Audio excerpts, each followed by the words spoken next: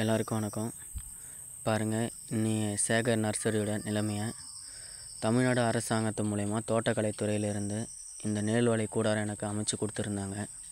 So இதை அமைக்கிறதுக்காக அரசாங்கத்து மூலயமா நிர்ணயிக்கப்பட்ட ஒரு டீலர் ஒருத்தர் வந்திருந்தார். எனக்கு இது நிரந்தரமாக நான் பயன்படுத்தணும், கூடுதல் தரத்தோடு எனக்கு வலை வேணும், அதுக்காக பணத்தை நான் கொடுக்குறேன், எனக்கு நல்ல தரமான வலையை போட்டு கொடுங்கன்னு சொன்னேன்.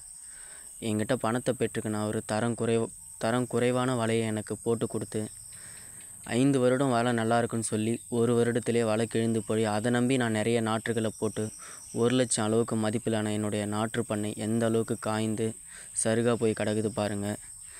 ஸோ இதை தமிழ்நாடு அரசாங்கம் இதுக்கான தகுந்த நடவடிக்கை எடுத்து எனக்கான நஷ்ட ஈடை வழங்கி தருமாறு பெற்று தருமாறு கேட்டுக்கிறேன். மேலும் அரசு பள்ளி மாணவர்களுக்கு நம்ம இலவசமாக வருஷம் ட்ரைனிங்கும் கொடுத்துட்ருக்கோம்.